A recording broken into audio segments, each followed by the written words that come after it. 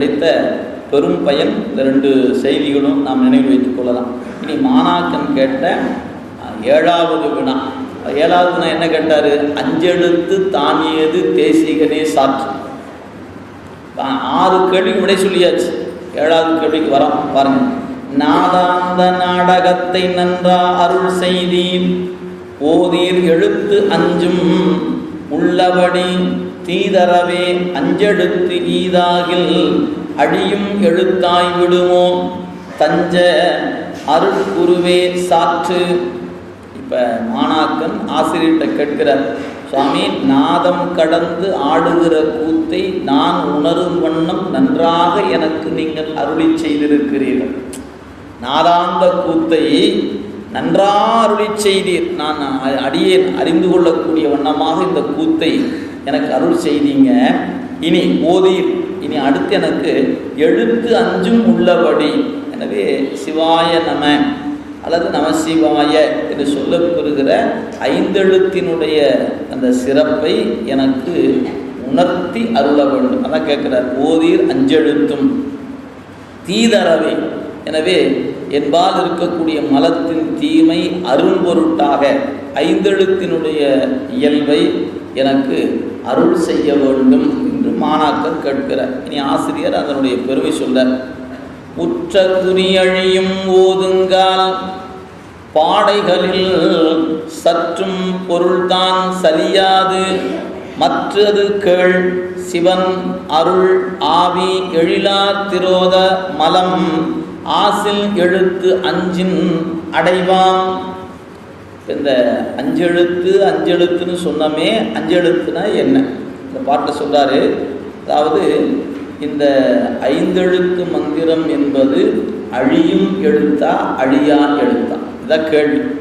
திரு 5 எழுத்து அழியுமா அழியாதா அப்படி ஒரு கேள்விங்க. அதை எப்படி சொல்லலாம் அப்படின்னு கேட்டால், ஒரு மொழி, அந்த மொழியினுடைய இயல்பை ஆராய்ந்து நீங்கள் பார்த்தீங்கன்னா எழுத்துக்களினுடைய அடையாளங்கள் அழிந்துவிடும், எழுத்தினுடைய வடிவம் அழிந்துவிடும். பொருள் என்பது அழியாது நிற்கும். எழுத்து அழியும், அதனுடைய பொருள் அழியாது. இப்போ எப்படி சொல்லலாம் அப்படின்னு கேட்டால், ஒருவர் உங்களை வள்ளுவருடைய வாக்கில் சொல்லணும்னு வச்சுக்கங்களேன். நமக்கு ஒரு சொல் சொன்ன உடனே அவர் சொன்னார், சொல்லிய மாத்திரம் அந்த சொல் அழிஞ்சு போச்சு. ஆனால் சொல்லிய சொல்லின் பொருள் நெஞ்சுக்குள் நிற்குது இல்லைங்களா? நம்ம சொன்ன தீயினால் சுட்ட புண் உள் ஆறும் ஆறாதே நாவினால் சுட்டவள். சொல்லுக்கு எவ்வளோ ஆற்றல் கேட்டிங்கன்னா, சொல்லி முடித்த மாத்திரத்தில் காற்றோட காற்றாக கரைஞ்சி போயிடும். அந்த சொல் அப்படி கரைஞ்சி போயிடும். அந்த சொல்லால் உணர்த்தப்பட்ட பொருள் இருக்கு பாருங்க, நெஞ்சுக்குள்ளே பதிஞ்சிடும். எனவே இந்த 5 எழுத்து அழியும் எழுத்தா அழியா எழுத்தான்னு கேட்டால், 5 எழுத்தால் குறிக்கப்படுகிற பொருள் 5ம் நிலையானது. எனவே 5 எழுத்து அழியாது. 5 எழுத்து மட்டும் ஏங்க அழியாதுங்கிறீங்க அப்படின்னு கேட்டால், ஒரு உதாரணத்துக்கு ஒரு மிகப்பெரிய ஒரு கலைக்கூடம், அதில் இருக்கிற பல்வேறு வகையான ஒன்று வேணாம், இந்த கட்டிடம் எடுத்துக்கொள்ளுங்க, இல்லை வேறு பொருள் எடுத்துக்கொள்ளுங்க, நம்ம கையில் இருக்கிற புத்தகமே எடுத்துக்கொள்ளுங்களேன். இது மூங்கில் என்கிற ஒரு பொருள் இருந்து காகித கூலினால் தயாரிக்கப்பட்டிருக்கிற காகிதம், அவ்வளோதான். இது வந்து ஒரு புத்தக வடிவமாக இருக்குது. இது அழியுமா அழியாதான்னு கேட்டால், இந்த புத்தகம் அழியும். ஏன்? இது ஒரு மாயை என்கிற பொருள். இந்த பொருள் தோன்றியது இருக்குது, இதுக்கு அழிவு உண்டு, எக்ஸ்பிரி டேட் ஒன்று உண்டு, எனவே அழியும். அப்படி ஒவ்வொரு பொருளும், நீங்கள் உலகத்தில் காணுகிற ஒவ்வொரு பொருளுக்கும் அழிவு உண்டான்னு கேட்டிங்கன்னா அழிவு உண்டு தான். எல்லா பொருளும் அழிவு. சுருக்கமாக சொல்ல வச்சுங்களேன், எதெல்லாம் உங்கள் கண்ணில் பார்க்குறீங்களோ அதெல்லாம் அழியுங்க.